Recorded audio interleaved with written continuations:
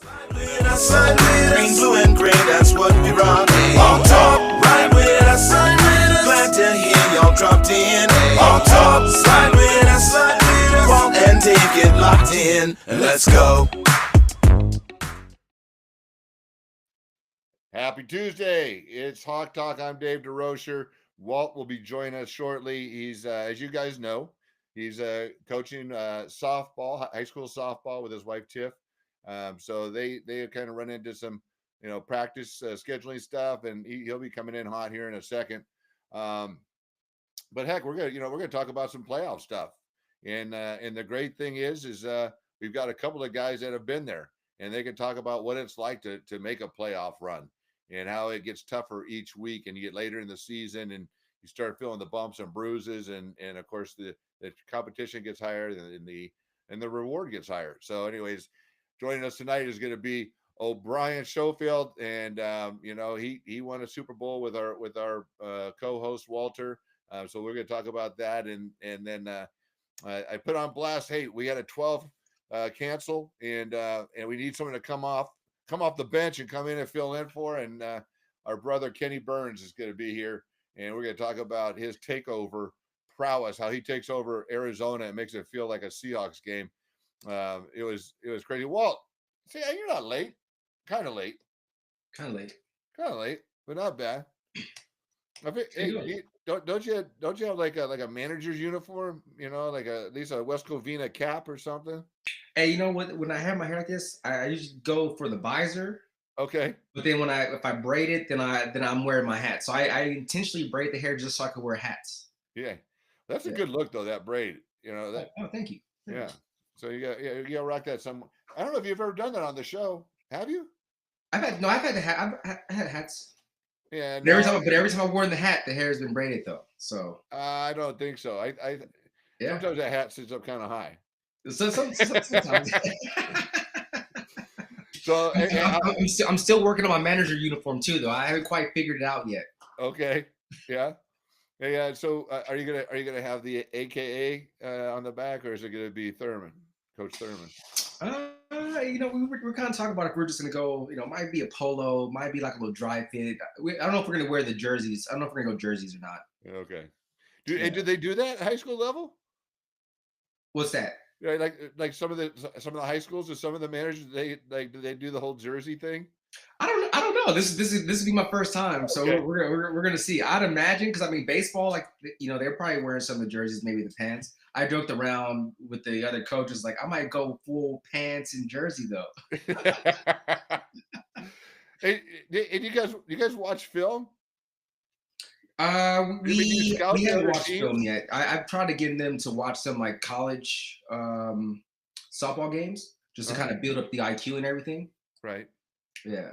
But yeah, we haven't watched them. I'm trying to figure something out right now so we can record the games and break them down and reevaluate them.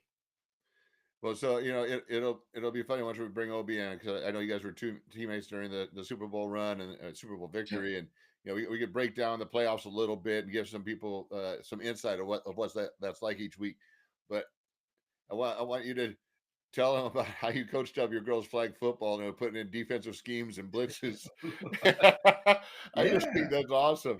It was. So I've always been hesitant on coaching football. Right. I just kind of made a decision, like I didn't want to coach football earlier on in my college career, really. But getting into like girls' flag football is a pure aspect of coaching, because the girls have no really concept of what the football is. They're still learning it. You're not getting I know this coverage. I know this. I played this over here, where you're kind of competing with a bunch of different type of ideologies or schemes within that. And it was just kind of a pure form of, a cover three. This is how the cover three works. Here's cover two. This is how this kind of works. And it's a little bit modified as we're doing 7-on-7, but you get to teach in a different capacity. So I thought that was pretty fun, and being able to give that insight. And then it's a blank slate, so I can create these different type of coverages, right? Because they're learning for the first time essentially. They don't have any bad habits, right? No bad. Outside the technique, but from understanding, what their job responsibility, it was a blank sheet. And Right. you know, some girls will come from basketball, some girls will come from softball. So you know, for the basketball girls, it's like, hey, you got to play like, you know, we're playing zone, but like you got to play it like this when you have the one receiver to your side. Kind of like, man, oh, I can do that, you know. So like, there's some correlations within their, you know, their individual skill set of other sports, how it's transferable in football.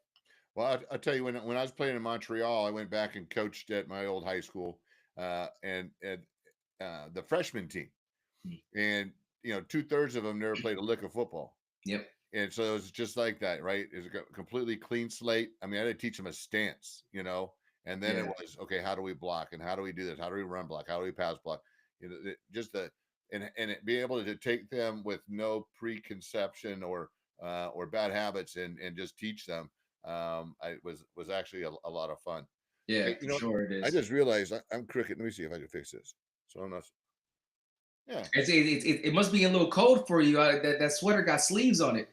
Yeah, no, hey, so Walt, I do that other show, and the guys were in one guy's in Houston, he's talking about snow on the ground, and the other guy's in Pittsburgh, and it's 9 degrees and 2 feet of snow. And I go, hey guys, I just got done barbecuing at 73, but it's getting down to 50. So I put it on just so they didn't feel so bad. It's getting a little brisk out here for Southern California. It's getting to the 40s at night, high Yeah. 40s. That's cold. It drops quick too. It's like, you're having 70 and then it's down to 40. So that's a huge drop though of it being warmer than being chilled out. At least you're not getting used to it. Well, I'll tell you what. Okay, we're done talking weather, and we're done talking high school softball. Let's talk some football, but we are going to talk about cold because we're going to bring in O'Brien Schofield, your teammate, and he's complaining how cold it is in Arizona right now. So let's bring, since we're talking about cold. Well, OB, what's what's up, going on, man? man? Good to see you, man. It's been a while. Yeah, likewise. Yeah. So tell Walt how cold it is in Arizona. Oh yeah, man. It's probably about 48. It drops down to maybe 40s at night. And That's that desert cold too. yeah, and the wind's blowing. It's my blood is thin, man. I'm not used to I'm not used to this at all. Even though I was grew up in Chicago, that's why I couldn't go back to that cold weather anymore after that. Yeah, that Chicago cold that's different. Yeah, in your bones. When did all the way. when did you leave Chicago? So I ended up once I graduated high school in 2005, and then I ended up going to Wisconsin. It was even colder there. Yeah. And then I got drafted by the Cardinals, and then I got a taste of this desert heat. And after that, I just kind of stayed on the West Coast. I was like, I'm not doing the cold if I get to choose. Yeah, for sure. God bless people that are in the cold. That's you get used to it. Your blood gets thick. I spent some time on the East Coast. You get used to it because you're kind of mentally preparing for it. Yes. So it's not too bad. Yeah. It's still bad though. I'm not trying to be in the Northeast, the Midwest up in Wisconsin, Minneapolis. Oh yeah, for sure. I haven't seen snow in years, and I'm not complaining about it either. Yeah. Well, you're not about to in Arizona. I mean, you might get a little chilly, but unless you're in Flagstaff or something. So hey, let's talk about these weekend's games, man. I actually I don't know if you had a chance to watch them, OB or Walt, but I did. Yeah. Some really good games. Absolutely. Jaden Daniels. Jaden Daniels. Thank you. Impressive. Yeah. We talked about that, and I've talked about it, of course, with a handful of other people. But didn't he look like the 9-year vet, and Goff looked like the rookie? I mean, absolutely. It was he just sat in there, and it didn't matter what was going on. He looked like he had been there a dozen times. He was smiling. He wasn't puckered up at all. And Goff looked like he was a deer in the headlights. In the huddle, through the whole game. Of course, after he got hit, that didn't help. Yeah. Oh no, for sure. But even before that, Yeah. And Jaden just went out there and played football.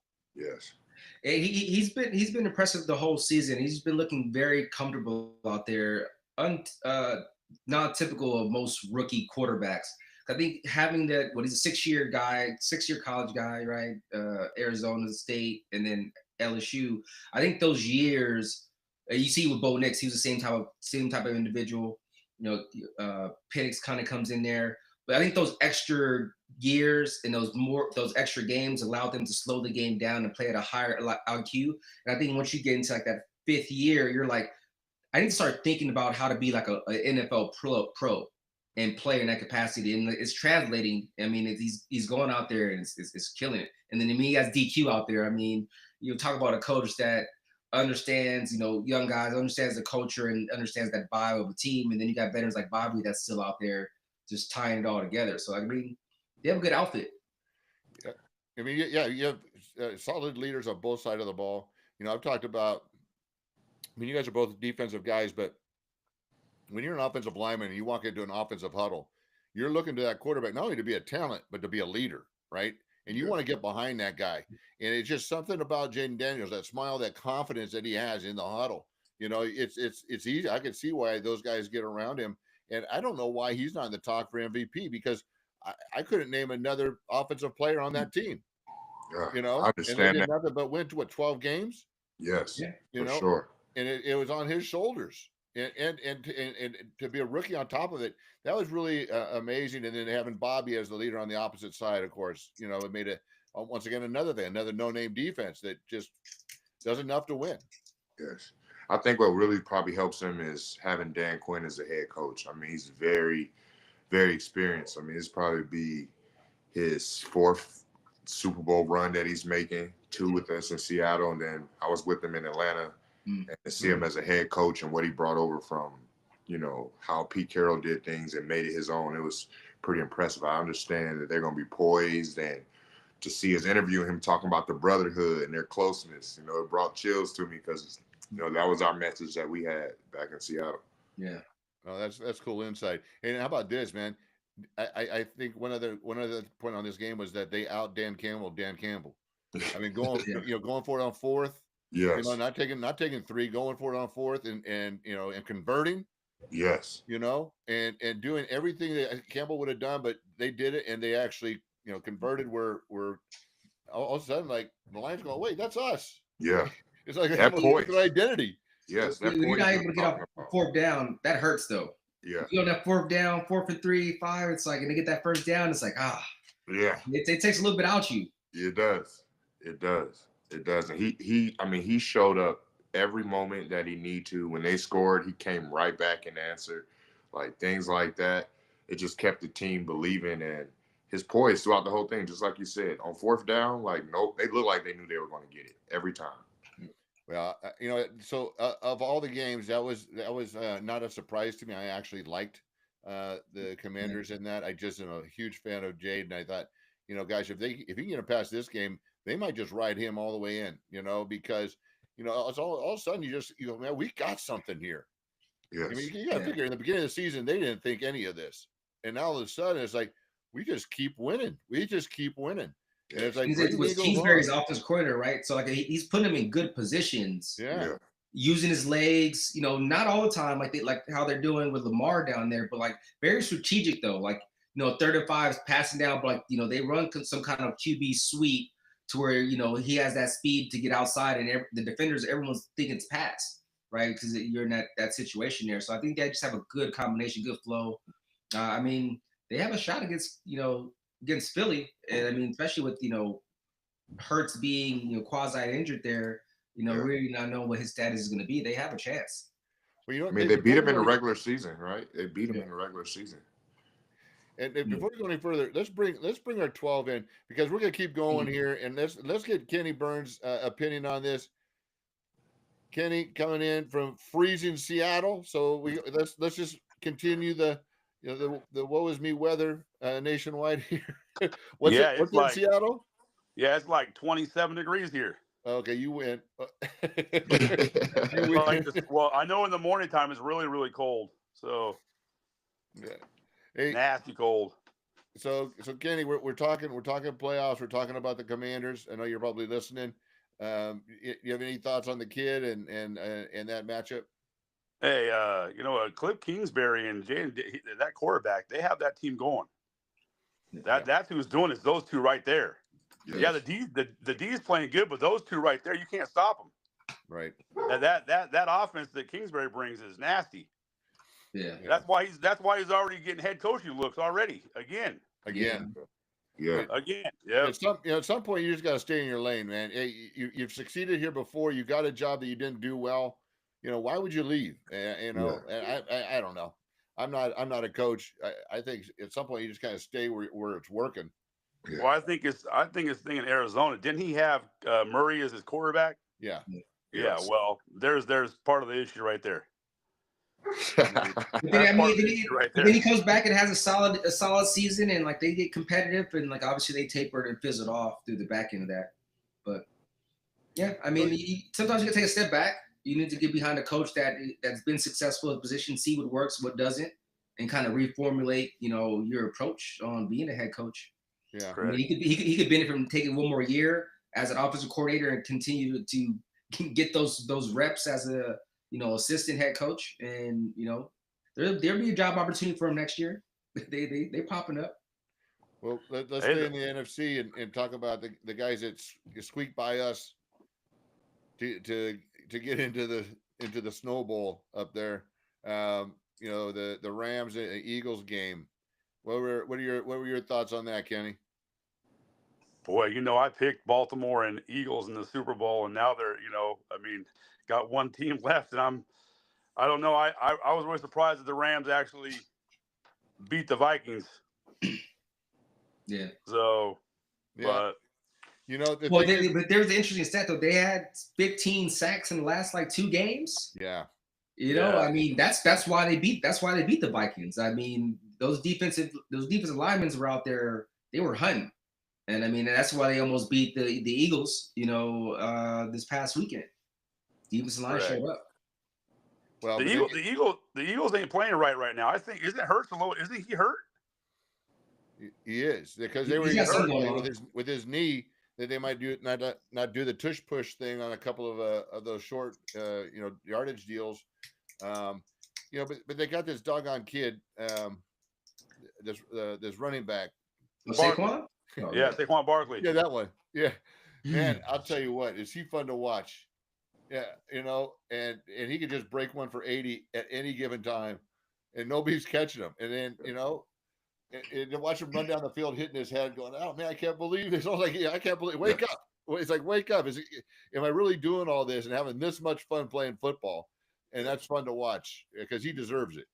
I mean, he rushed for 2,000 yards this season, and to see him looking that explosive still at this point in the season in the playoffs, that's what's very impressive. But if they stick to the run, I think they'll have a really good chance against the Commanders. But if they don't, if they try to pass and do all that extra stuff, man, it's gonna be a game.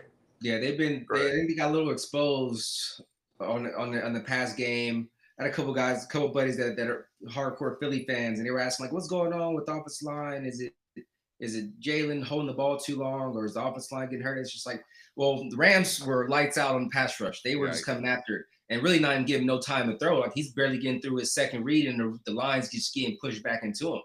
And so, I mean, their identity is run the ball. I think they need to do more play action and get him maybe a little bit off the pocket. And that's probably going to be interesting given the fact of his knee. I mean, I think you run the ball. I think they're going to run Saquon going to have 25 carries at least. You have to. Yeah, if you're trying to go to the Super Bowl. Well, I think, Walt, you've mentioned it. It's getting at any point now where we just follow players, and at least for me, Saquon, when he takes the fourth quarter off, when he could have broke a rushing record, when he could have done something against his ex-team, but he said no, let the other kids eat. Let the other young guys get some time in. When he sits out an entire game at the end of the season, when he could have broke a rushing record, and like doing the right thing for the team, not for him. That's we don't see that much anymore, do we, guys? It's rare. I mean, it's rare for a player to be selfish like that. To again, want to give guys opportunity. I mean, they understand that running back's one of the most short-lived positions, in the league, and so it's like helping a guy get some tape, give him an opportunity to where again he may be there, he may need to go somewhere else and need to have that tape. So I mean, he's probably looking at a bigger picture, knowing that I'm going to be here. I'm going to be here as long as I'm healthy and I'm able to continue to do what I'm going to do. And he's still young. Well, he's mid-20s. So, I mean, I think, he's being able to pay it forward within that capacity. And, he's fortunate to be able to do so because now he's able to establish himself as a top tier, again, essentially the best running back in the league. I mean, he's kind of a 1A, 1B, depending if you want him versus a Derrick Henry within that capacity. But I mean, yeah, he's solid right now. So Obi, what do you think of the Eagles defense? How'd they look? Hey, shout out to Clint Hurts. Hey, he has a D line looking really good. I think that what they're going to have to do is create turnovers. That's going to be huge for them. They're going to have to create some turnovers because if they don't make Jaden Daniels and that offense turn that ball over, man, I could see another nail biter just like it was in the regular season. I mean, it came down to the last drive in the fourth quarter, and maybe weather can play a factor, but they're both on the East Coast, so I don't think it's going to be that big of a determination. Yeah. They're both East Coast and they're both outdoor stadium teams, right? So yes, they're not dome teams, they're not sheltered. Kenny, what do you think? What do you think about that matchup?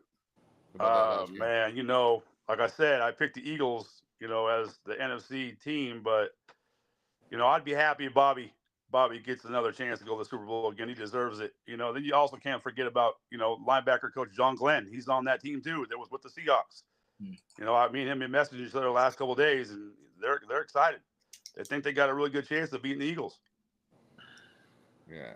So what's the other one? I think the Baltimore Ravens and the Bills game. Yes. OB, what were your thoughts on that one? I was pushing for Lamar, man. I was really hoping this was Lamar's year for him to take it all the way and get him a Super Bowl. But to see drop pass like that, it just made me feel that loss to the Patriots in the Super Bowl on the goal line, another goal line type play. Right. Cost a big victory. I think that'll be something good for Lamar for this offseason, though. I think he'll come back next year like with a different type of focus. And for them, it hurt that they didn't have Zay Flowers, man. That was a big shot to their offense. Right. Yeah, but Derrick Henry only rushed 16 times. Yeah. Do you think that maybe that offensive coordinator put the ball in his hands to try and get him over the schneid of having no success in the playoffs? It's like Derrick Henry got him there. Why would you not just keep giving that cat the ball? Because he was still able to make some plays, but to rush only 16 times, it doesn't make sense to me. Yeah. He needed at least 20 to 25 times. He doesn't warm up. Yeah. So. Especially in the conditions, controlling the clock. I mean, it's tough to win. We always talk about the turnover battle. I mean, it's tough to win a game when you lost 2 fumbles and you throw an interception. Yeah. And Bills don't turn the ball over. I mean, that it's tough to win those games. That's just extra possessions, more time that's taken away from you in those situations. And again, they only lost by 2 points. But again, if they don't fumble one of those balls that probably led to points or throw the interception, then we're having a different conversation. We're talking about the Chiefs, Ravens in the Super Bowl, and then obviously the drop catch where everyone just focuses on that one singular play of oh, you were right there, you could have done it. But I mean, there's plenty of other opportunities to where you could have controlled the game better than having to come down to that last play in the conditions. It's colder. I mean, you play in the cold weather. Once your hands go, it's not an excuse, but once your hands get frozen, it's tough to make a catch. I mean, it's like you got 2 bricks in your hands, and now you're trying to catch the football. It just gets tough. Not an excuse because the ball hit his hands, but again, those are just the small intricacies of the game that kind of go unnoticed. It's like, oh, the guy should have caught it, and it's like, well, the guy's hands are no, you can't even feel the ball. Well, he had the ball in his hands, but if you looked at his feet, his one foot slipped out from underneath him, which then it's kind of what spurred him to lose balance and then lose the ball. To your point, if it's already kind of suspect, but no one's looking at that. I found it kind of odd, Lamar calling people out for turnovers though when he had 2. Yeah, key turnovers. Yes. So I mean, I thought when I heard that, I thought he was referring to himself. When he was saying that, but he was just talking in third person. Okay. But I would have loved to see them come out with the same type of game plan they had with the Steelers. How Lamar and Derrick Henry from the jump said that we're here. I didn't see that. I didn't feel that intensity. Yeah. I felt like here we go again type energy. They were kind of just seeing what works, and that's not going to get it done in the playoffs, especially when you're fighting to get to a championship game. So Kenny, I know you had a vested interest in this game since that was one of your teams you had going to the Super Bowl. So Yeah, as you watched it, what'd you think? I thought it could have went anyway, but I just thought Lamar, like I thought, like Ob said a lot. Lamar, I thought he was gonna take them guys to the Super Bowl. Man, that guy's legit. I think he's probably one of the best quarterbacks in the league. Yeah. But like they were saying on the radio this morning, looks like whenever he plays Buffalo, he's always pressing. Like trying too hard, trying to be that big savior. So I don't know. I mean, irregardless, it was a good game. So here's something I heard, and I don't know that it's true, but it's that they held the final voting for the MVP till after that game. I don't know if they held the vote count or the actual voting.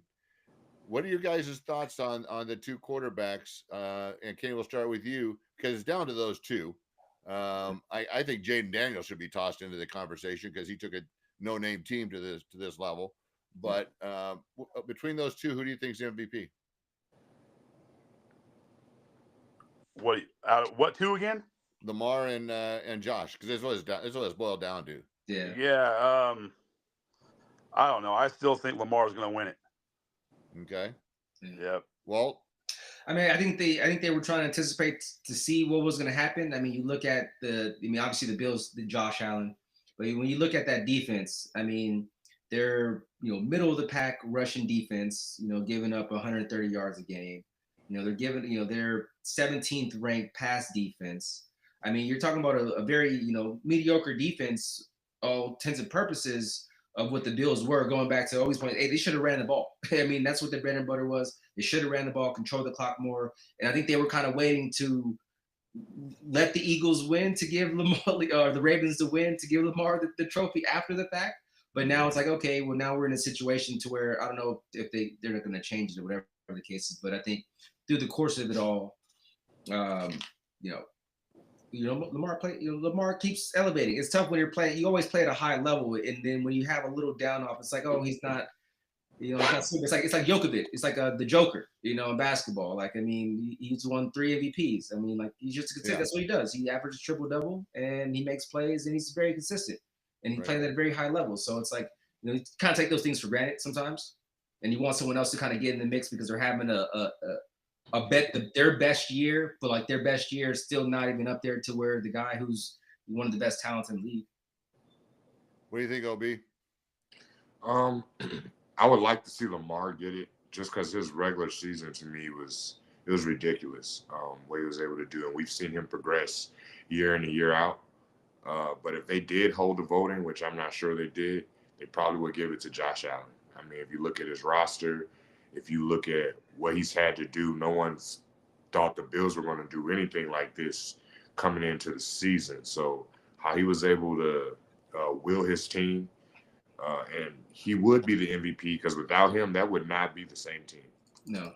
And we've seen Lamar come out a few games, and we've seen the backup come in, and the offense still kind of flow pretty smooth. I don't think it would look like that at all for Buffalo if Josh Allen wasn't in the game. I'm going to agree 100% with you. That's what I've been saying is that without Josh Allen, they're nowhere.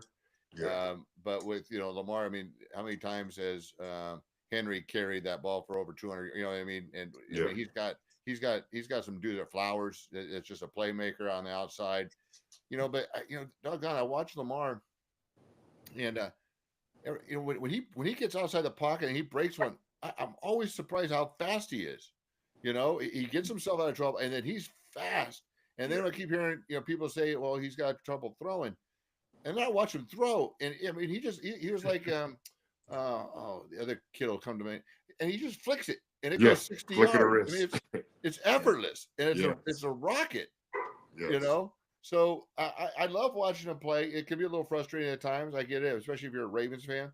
But if we're getting to MVP, I've got to give it to Josh Allen because without him, I mean, that's what MVP is, right? Most valuable player, not most valuable backfield and that kind of thing. Well, Dave, but here's something right here, though.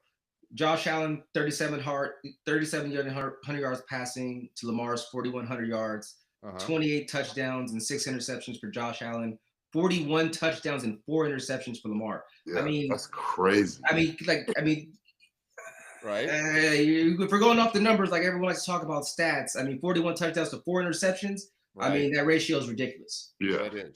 That's ridiculous I ratio. wasn't aware of that. And so I guess maybe to the point is like he just does it effortlessly. We look at and I expect so much out of him that when you have a couple of turnovers in a championship game, it's like, oh, there's Lamar, Yeah. and then you forget about what a fantastic year he had, and it's based on the year. It's not based on as you guys know, it's not based on the playoffs, not based on the postseason. It's based on what got him there. Yeah, I mean, I've noticed a pattern with the dual threat quarterbacks.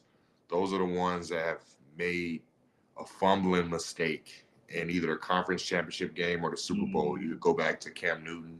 You can go back to Jalen Hurts in the Super Bowl versus the Chiefs, and then now Lamar. It's been something with someone that's carrying the football between carrying and passing it. Because a pocket passer, if they're getting out of the pocket most of the time, they're either going to just run it, get as many yards as they can, or they're going to throw the ball away. For a dual threat, they kind of stay in between, hoping to get somebody open, and sometimes they choose to run it late, and sometimes that indecision can cause you to, lose the small fundamentals of taking your eyes off the football, or not being strong with the football. Someone able to slap it out of your hand. It's interesting you say that though, because even with like a Patrick Mahomes, like he can run the ball, but he's not a dual threat quarterback. He's not. I mean, he's always looking to pass the ball down the field once he breaks the pocket there. Yeah. And then he can run because he does have some speed and he gets his yards and he's going right to the sideline. To your point, he's going right to the sideline. That's it. Very taking care of the ball. If I do get hit and the ball pops out, it's going out of bounds. Yes. Yeah. Well, you see a lot of pocket passes, right? They have two hands on the ball because they're in a pass mode. But these younger guys, they're kind of freer with the ball because they're making moves and they're avoiding tackles and they're looking to make a play. Yes. And they do it with the ball out here, which is a little bit more easy for it to get poked out or to have a miscue. So did we get all the games covered, Kenny? Did we do? I believe so. Yeah. We do? Yes. All right. So then this week's matchups, man. Let's talk about for Saturday. Yeah. Let's talk about we got two games. Oh, hey Walt, before we forget, because that's what I do. I forget. How's your watch party coming? Are we gonna do a watch party? Yeah, we're doing it on Sunday. Yeah. Okay. Down in Venice Beach for the NFC Championship game starting at 12 o'clock. 12 o'clock. Where? At the Venice Film Studios, the old Snapchat headquarters. Yeah. Really? I didn't even know there was such a thing. They got TV. Is it a place? Yeah, it's an event space, tailgate experience, outdoors before the games. It's like how do people 20-foot TV is going to be out there, some crazy projector. Right. Yeah. And so, are you doing? Is this NFL alumni? Is this you doing this, or is it's a co-op with Baby Lion Media, ad agency company. Looking to raise some funds for some of the displaced fire victims from the fires. Yeah. All right. Well, how do the 12s find out, sign up, get there? We'll post it. I'll All send. Right, so you got to follow Walt. I'll send our producer, our super producer, the info. Pete, that means you, Pete. Hey, for those of you who don't know, Pete Campbell's our producer. He came on, gosh, I don't know, about a month or so ago. Before we talk about this, give Pete his flowers, man. He does a great job with us. He's taking our format. I don't know, OB, what you thought about our intro. It's pretty good. Oh yeah, it is pretty good. You know who did that? Kid Sensation, and who was with Sir Mix-a-Lot, and oh wow, and then Nems, who did the hook for Thrift Shop with Macklemore. Those two guys collaborated and did that for us. Oh, Wands. Nems is the person that introduced us. Yeah. Me and nicknames. Thanks, Kenny. What's up? Thanks for keeping me on point, man. Wands has done the national anthem for us at Evergreen Speedway. Oh, okay. In Monroe, yeah. Okay. Good singer. Yeah. One last tidbit on the cherry on top for Lamar though. 915 rushing yards, almost 1,000 yards. Wow. He's winning it. He's gonna win it. Watch. I mean, like, what more can you do in that capacity from a from an individual player standpoint. Yeah. That's a tough one. Really is a toss of the coin. It, right? Yeah, it is. It's just who they want to give the MVP to. It's just But from a number standpoint, 4,000 yards and almost 1,000 yards rushing, that's crazy. 41-4, bro. That's big. Yeah. 41-4. I don't know what his passer rating is. And then how many rushing touchdowns did he have? 4 rushing touchdowns. Okay. And Josh had 12. Yeah. Well, so I mean, Obi, have you ever like met Josh Allen? No, I haven't. Walt? No. Kenny? Nope. All right. So I went to an event, and it was with Aaron Rodgers. It was a fundraising event, and he had a bunch of his quarterback buddies, and it was a RP3 or RX3, whatever his program is, raising money. And I get there, and I never met Aaron either, and he had Sam Darnold, Leinart, Sanchez, a few other cats, right? And I'm used to walking into a huddle when I was offensive line, I was almost 6'7", 300 pounds. I used to be like the biggest cat in the huddle. I walked up to this event and I'm looking at all these quarterbacks in the eye because they're all like 6'4", 6'5". Yeah. And then I look across the field and I go, "Who's that tight end throwing the ball around?" And it's freaking Josh Allen, man, and he's like bigger than I am. Wow. I'm like, holy smokes, So Yeah. that's why he had 12 touchdowns. I mean, what are you gonna do? You can't stop that guy. And I mean, it's tough too when you have Derrick Henry in the red zone. You're handing the ball off. Right. Yep. Yeah. So, all right. So the matchup. So, the first one's the Bills and Chiefs. Bills and Chiefs. OB, what do you think?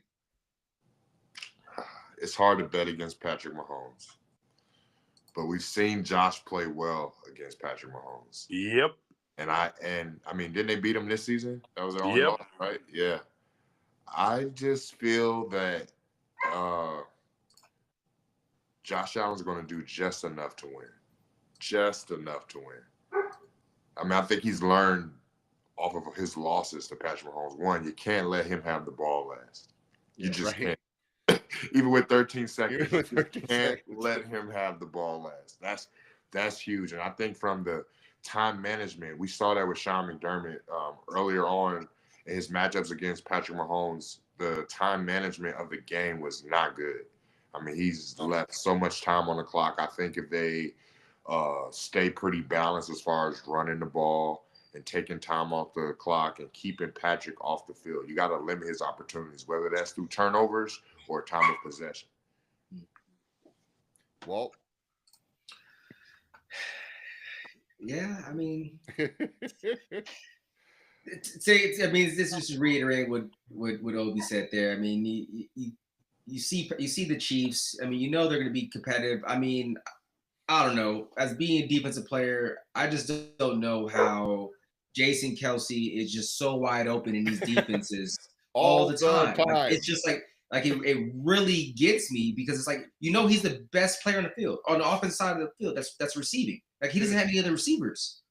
And so it's like, he's just wide open all the time. It's just mainly in the playoffs for years now. Not for years. Like, it's crazy. So I think that if they can't stop Jason, if they can't stop Kelce, I mean, it's going to be a long day. That's how they move the chains. He's a third down guy. You're gonna find him in the red zone. I mean, I want the Bills to win, but I mean, it's tough to bet against the Chiefs in playoff football right now. They're just so experienced. I mean, they've always had a very, decent defense, and everyone was like, "Oh, their defense is not that good," but then the defense always shows up and finds a way during the playoffs. They always come up, no matter who's back there. So it is tough to go against the Chiefs. I think their time could be due, or they may be going in for that three-peat. Like it's. What do you think, Kenny? 31-21 Buffalo. There you go. Boom. I've seen Kansas City barely win games all year long. They did. That's true. And against those guys, you ain't doing that against Buffalo. Yeah. They're going to outscore them. Yeah, they won a lot of those close games. Yep. Where their record could easily be, way different than what the one lost there. Correct. They got away with a lot of, escaped by the hair of their chin for sure. Yep. of the ref. Let's be honest.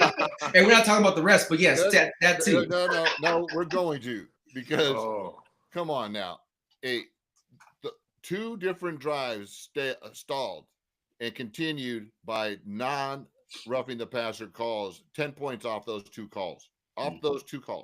And we all know when you have announcers saying, "Oh, come on," and they're not supposed to say nothing, and Aikman is, pretty well trained. And he's going, "Oh, come on." And he's a quarterback on top of it going, that's what you call Tom Brady status. We've seen that happen to Tom Brady so many times throughout his career. And I mean, the refs are in a tough position too, because they're seeing this in full speed.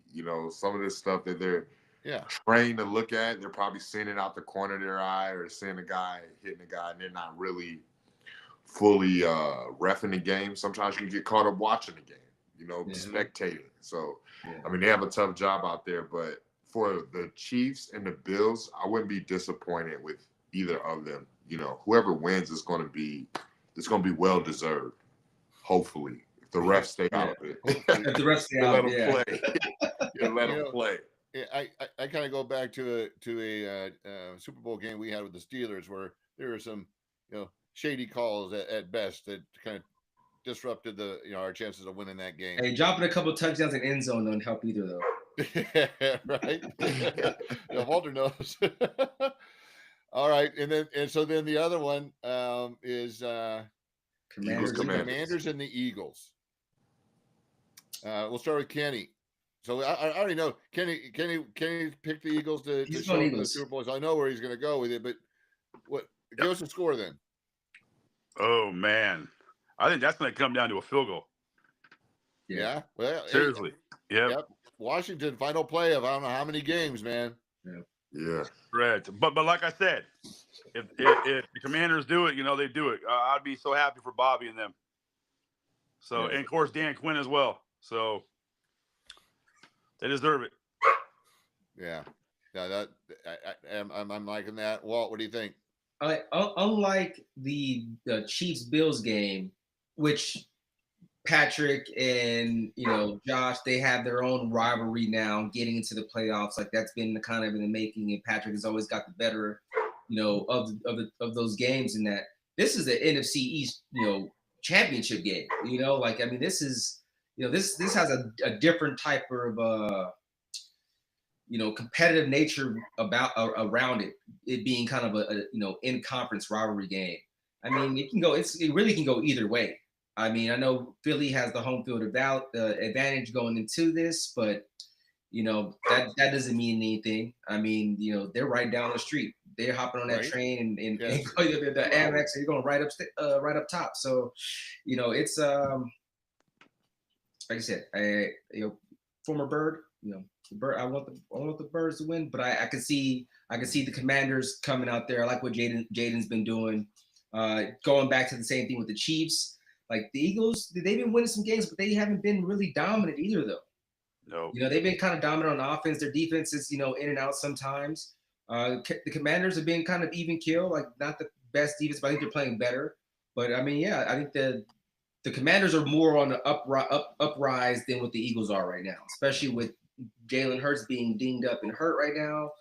That kind of changes the whole dynamic to where now that you can really focus in on the run and really force Jalen to have to pass the ball and try to be mobile, knowing that his knee is injured. I think that changes the dynamic of the game. Yeah, and then to your point too, the Eagles have been there how many times, and the Commanders haven't been there in 30 years. Yeah, so it's kind of they're kind of due, right? That actually carries weight, in these games. Yeah, being there. That weather's going to be nasty too this week in Philly. The weather is. Yeah. Yeah. But I mean, they're gonna have to run the ball. So I mean. Yep. Can the Commanders stop Saquon in that rushing attack? Not many teams have this year. Yeah. Right. All right. What do you think? Because I would like to see the Commanders do it, I'll say 27-24 Commanders. I can't see the Eagles stand disciplined and just running the ball and making it happen for Saquon Barkley. I think they're going to try to get cute at some point. And knowing Dan Quinn, everything is going to be about stopping the run. Mm-hmm. And if they can stop the run and kind of make them one-dimensional and force Jalen Hurts to pass, I think that's going to give Washington their best opportunity to be able to score. And it's just Washington, man, they're just explosive. It's just explosive how fast Jaden Daniels have shown he can put points on the board. Little to no time. And Austin Eckler hasn't looked bad this year either. I mean, he hasn't been one of the top names out there, but I mean, I've seen him make some very nice runs, some explosive plays in the passing game as well as the run game. So it's going to just be interesting to see how they come out. I feel like if the Commanders jump on them early, it's going to make it pretty difficult for the Eagles and putting that pressure on Jalen Hurts to try to make a comeback.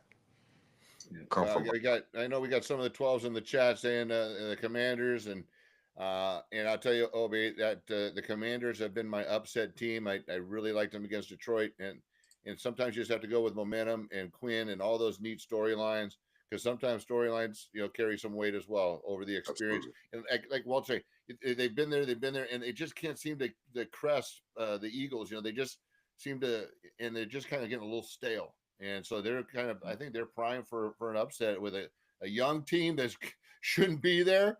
And you know what? If it gets close, I like your score. And like Kenny's saying, I think it's going to be a field goal game. I think it's going to come down to the last play, because I don't think 9 or 10 of the Commanders teams games have come down to the last play. I think Jaden has won 6 games on the last play.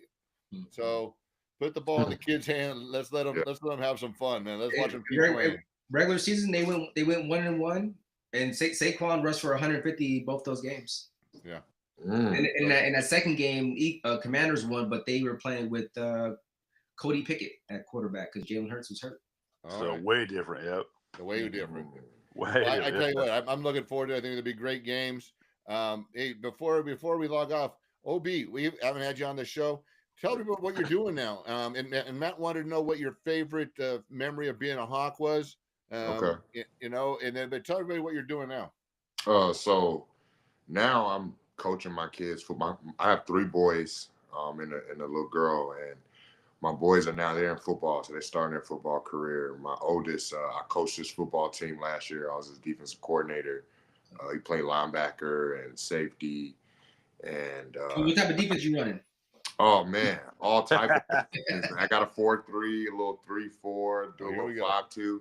And my son is 12, and what surprised me is how intelligent these young kids are, man. I mean, I don't know when I was playing if I would have been able to pick up the type of schemes and stuff that they have us running, because the team he plays for is a feeder team. It's kind of how they do it now. This program feeds teams into certain high schools, so they try to get you to run their schemes and stuff while they're in Pop Warner, that youth age. So when they get to high school, this is stuff they've already heard, they already know. It's just them getting the physicality part, of the game.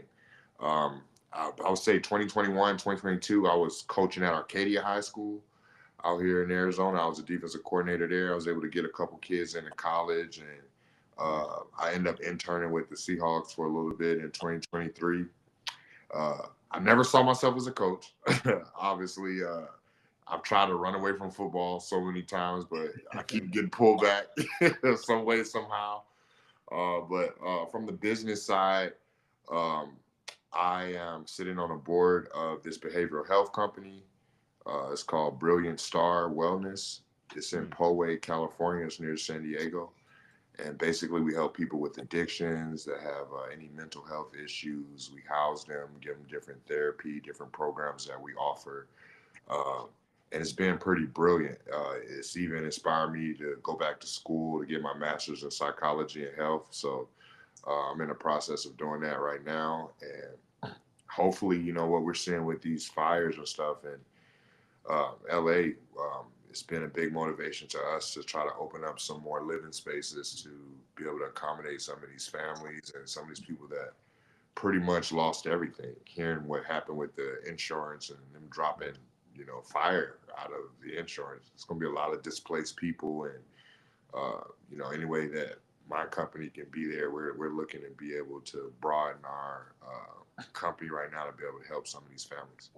Yes. Obi, when you're talking about what you're doing now, I'm so glad we connected, and I'm going to be texting you as soon as we're done for us to carry the conversation. I am part of a program called Ambassadors of Compassion, and it's a mental health, emotional resiliency program that we take to high school kids, and we've increased GPAs, increased attendance, increased completion by just making them aware of how to cope with things, to give them coping skills. And it's actually a college curriculum that we've got approved through Santa Ana College. Wow. And we're going to be launching it at the Santa Ana schools like starting next week. Okay. We're going to put 3,000 kids through it, and we're going to build a platform that we're going to take all over the place. And Poway is just right down this. I mean, literally right down the street from us. An hour and a half or so. But love what you're doing because the kids need it today. There's so much stuff that they're dealing with, and coaches don't know how to help them or address them, and the parents don't, because there's just so much going on. And we figured out something that has proven to work. And I'd love to let you know about it and see if we can make a difference with our youth together, because that's where it's at right now. Absolutely. Walter's working with young people, so I know you're seeing it, Walt. Yeah, for sure. Just kids. Kids just aren't kids anymore. And they're coping with so much stuff, and it's moving at such a fast pace. I mean, I don't know how to deal with it, because you're talking about a 12-year-old playing football. I'm thinking, we would go, okay, you do this, and you do that, and then you throw them the ball, right? Yes. Draw a play in the sand, and these kids have full-on schemes at 12 years old. Reading coverages, playbooks, watching film, getting personal training. I mean, we didn't have that luxury of getting personal training, even YouTube. There's enough people putting out information and teaching different schemes on YouTube where you can just go and you can watch for hours. We didn't have anything like that. But to your point of helping the kids, I think one of the biggest things is, from us all growing up, like where America is with the family dynamic. I think that has changed so much from probably how we grew up. You probably grew up in a neighborhood where you knew your neighbors by name. There was some type of relationship there. They saw you doing something wrong, someone could, correct you and even tell your parents. Yeah. Tell your parents. But now, you could grow up in a neighborhood and not even see your neighbor, or not even, talk to your neighbor, or not have a neighborhood full of kids around the same age. We used to hang out with the neighborhood kids, and we were a group, but now it's totally different. Yeah. You all ride your bikes around, and then you go to one of the neighbors' house for a barbecue, and now everyone's houses glow. Nobody comes outside. Nobody does their own yard. No, it's amazing. I lived in a neighborhood in Pasadena, and I didn't know my neighbor literally right next door for 2 years. Never saw him. Never, I mean, it's not like, I expected people to bring me pies, but you at least would greet your neighbor and get to know him. To your point, it's the dynamic has changed so much. But so, definitely love to learn more about it. How do people find out about where you're at, OB? I can send you a link because we also are tied. Yeah, we're also tied with a nonprofit organization, so donations and everything are welcome for sure. Good. Yeah, send it to us. We'll get Pete to put it on our social media and put it on blast. And Kenny, hey, thanks for hopping in off the bench, man. I know we kept you awake. I know you stay pretty busy. Yeah, I'm pretty busy. I mean, I start work like at 4:30 in the morning. So get a nap. Yeah, hey, you guys are good. I appreciate you guys, man. A nap. Well, before you go, Kenny, yeah, I gotta give you props on the takeover. I don't know if we mentioned it, but man, OB was there. Your takeover in Arizona. I thought I was in Seattle, man. I thought literally we were at a bar. There's actually two bars. One saw what you were doing and mimicked it, and even the mimic one, even the spinoff one was packed. But your spot had 500 people. I think I saw 2 Cardinals jerseys. Right in the heart, right next to the stadium. Yeah, and it was crazy, man. Yeah, me and Lawyer Malloy started doing that. Like, man, I don't know how long ago it's been. I've had a lot of guys come through. OB's been there, I think, once or twice. So it's just something I do. I do that stuff for the fans. I prefer to do that stuff out of at away games. Yeah. Up here in Seattle, this ain't the same. Like I was telling you earlier. Away games are fun. I help out other cities too when we go, like Santa Clara. I've helped there before. So, but yeah, everybody knows I have a lot of contacts with the former guys and get them to come to these events and donate their time and all that kind of stuff. So. Well, you told me it was going to be good. I had no idea. It was legit. And if you guys, anybody watching or anybody watching this as it's recorded and all the different places that we have it now, man, you've ever been to Arizona for that takeover, make the trip. And not only that, it's Arizona. It's always nice weather. It's a home game for us. Yep. Yes, it is. Yeah. Yeah. We appreciate you, Kenny. Appreciate you coming off the bench and filling in, bro. You're a rock star. All right. And Walt, man, always good seeing you. I think that's the show. Hey, everybody, thanks for watching us. We're going to continue to do this. We might take a slight break after the Super Bowl. I'm actually going to be at the Super Bowl. Obi, do you go? I've been a couple of times, especially when it was here in Arizona, but I'm probably not going to go this year. Okay, yeah. I tell you what, if we didn't have some help with some sponsors and some stuff, I wouldn't be going either. It's crazy. New Orleans is expensive. It's not conducive to this. Normally there's a lot of events. There's only a handful because there's no place to hold them, and it's I don't know. I'm looking forward to going. We'll be doing the show, Sideline Sports from Media Row all week, and then hitting Dicka and Jaws, and Shaq is having what do they call it, the Fun Fest? I don't know. Shaq's Fun House. Oh yeah, Shaq's Fun House. That's Friday night, and then I like doing the Bart Starr Award, the NFL breakfast in the morning, and those events. So you're gonna be busy. Yeah, we'll be out there all week and trying to stay busy. Appreciate you guys. Thanks for joining us, OB. It's good seeing you. And I am going to call you. Good seeing you, Walt. Yeah. And 2 Super Bowl champs in the house. Appreciate you guys. I'll talk to you soon, OB. Have a blessed day, guys. Go Hawks. Go Hawks. Go Hawks. Wait, OB, hang on though.